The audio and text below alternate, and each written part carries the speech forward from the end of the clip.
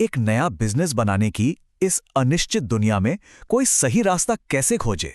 मतलब जब कुछ भी पक्का ना हो तो शुरुआत कहां से करें? एरिक रीस की द लीन स्टार्टअप मेथोडोलॉजी इसी सवाल का जवाब एक बहुत ही साइंटिफिक तरीके से देती है। तो आज हम क्या क्या देखने वाले हैं? सबसे पहले कि आखिर इतने सारे स्टार्टअप्स फेल क्यों होते हैं। फिर समझेंगे कि द लीन स्टार्टअप मेथड है क्या। इसके बाद हम इसके कोर में जाएंगे, यानी बिल्ड मेजर लर्न लूप। फिर देखेंगे कि एक एमवीपी से शुरुआत कैसे की जाती है। और आखिर में बात करेंगे ग्रोथ के इंजनों की। चलिए शुरू करते हैं सबसे बड़े सवाल से। आखिर क्यों ज्यादातर स्टार्टअप्स नाकाम हो जाते हैं? देखिए, ज्यादातर फाउंडर्स सोचते हैं कि उनकी ग्रोथ एकदम सीधी, स्मूथ, ऊपर जाती हुई लाइन होगी। पर हकीकत कुछ ऐसी दिखती है, उतार चढ़ाव से भरी हुई। ये एक रोलर कोस्टर की तरह है और हर एक असफलता, हर एक गलती असल में सीखने का सबसे तेज तरीका है। तो सवाल ये है कि क्या इस उथल पुथल को, इस अनिश्चितता को मैनेज करने का कोई तरीका है? जी हाँ, बिल्कुल है। और यहीं पर द लीन स्टार्टअप मेथोडोलॉजी काम आती है, जो बिजनेस को एक साइंस की तरह देखती है। तो इसका मतलब क्या हुआ? मतलब ये कि एक स्टार्टअप का पहला काम सिर्फ चीजें बनाना नहीं है, बल्कि एक्सपेरिमेंट्स करके ये सीखना है कि असल में बनाना क्या चाहिए। और ये सीखना, ये असल में है क्या? ये हमें हमारे पहले जरूरी इंग्लिश टर्म पर लाता है, वैलिडेटेड लर्निंग। वैलिडेटेड लर्निंग का सीधा सा मतलब है डेटा और सबूतों से ये साबित करना कि कस्टमर्स सच में क्या चाहते हैं। हवा में तीर चलाना नहीं, बल्कि असल में सीखना। और इसी ज्ञान से एक सस्टेनेबल बिजनेस बनता है। यही एक स्टार्टअप का असली गोल है। अच्छा, तो ये वैलिडेटेड लर्निंग होती कैसे है? इसका जवाब है बिल्ड मेजर लर्न लूप में, जो इस पूरी मेथड का इंजन है। ये लूप बहुत ही पावरफुल है। स्टेप 1, आप कुछ बिल्ड करते हैं, मतलब बनाते हैं। स्टेप 2, आप कस्टमर की प्रतिक्रिया को मेजर करते हैं, यानी नापते हैं।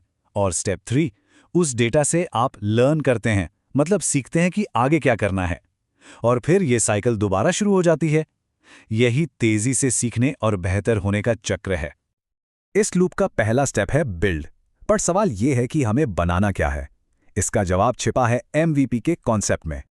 तो हमारा दूसरा जरूरी English term, minimum viable product या एमवीपी, ये असल में है क्या? एक बात समझनी बहुत जरूरी है। एमवीपी आपके फाइनल प्रोडक्ट का एक छोटा वर्जन नहीं है।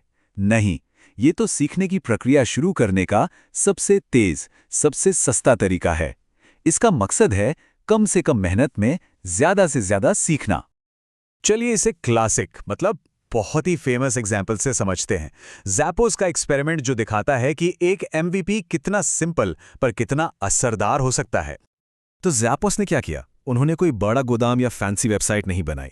वो बस अपने आसपास के जूतों की दुकानों में गए, जूतों की तस्वीरें खींची और उन्हें एक सिंपल सी वेबसाइट पर डाल दिया। जब कोई ऑर्डर आता तो वो खुद दुकान से जूता खरीदकर उसे शिप कर देते थे। उनका लक्ष्य बस एक सवाल का जवाब पाना था, क्या लोग ऑनलाइन जूते खरीदने को तैयार हैं? बस। ये तो हुई अमेरिका की बात। अब देखते हैं कि यही सिद्धांत भारत जैसे एक अलग मार्केट में कैसे काम करते हैं, वीएलएस की कहानी के साथ। देखिए, एक तरफ है पुराना तरीका, सालों तक मार्केट रिसर्च करो, सर्वे करो, और दूसरी तरफ है वीएलएस का लीन अप्रोच। उन्होंने बस एक पिकअप ट्रक में वॉशिंग मशीन रखकर उसे बैंगलोर की एक बिजी सड़क पर पार्क कर दिया।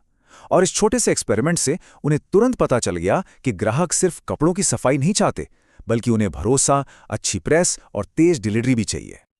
और इस लीन अप्रोच का नतीजा, वीएलएस ने अपने सफल प्रयोगों के बाद 10,000 से ज्यादा लोगों को अपनी सर्विस दी। ये साबित करता है कि एक छोटी सी शुरुआत कितनी बड़ी कामयाबी दिला सकती है।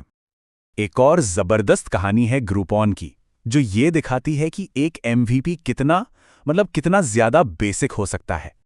यकीन करना मुश्किल है, पर ग्रुपॉन की शुरुआत एक सिंपल वर्डप्रेस ब्लॉग से हुई थी। हाँ, बस एक ब्लॉग।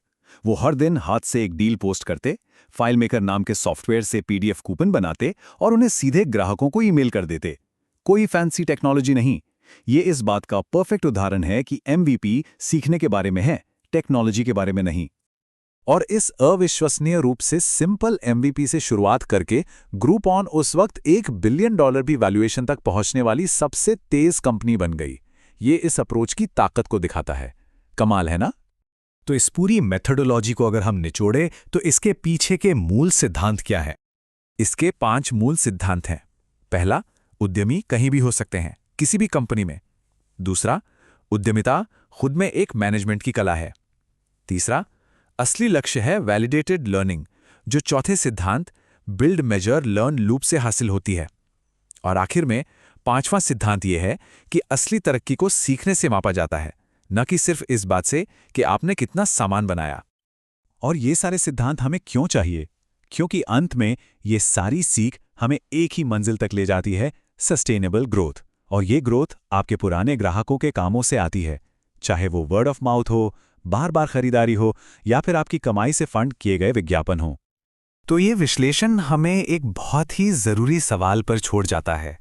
किसी भी बड़े आइडिया को टेस्ट करने के लिए आज अभी सबसे छोटा और सबसे सिंपल एक्सपेरिमेंट क्या किया जा सकता है?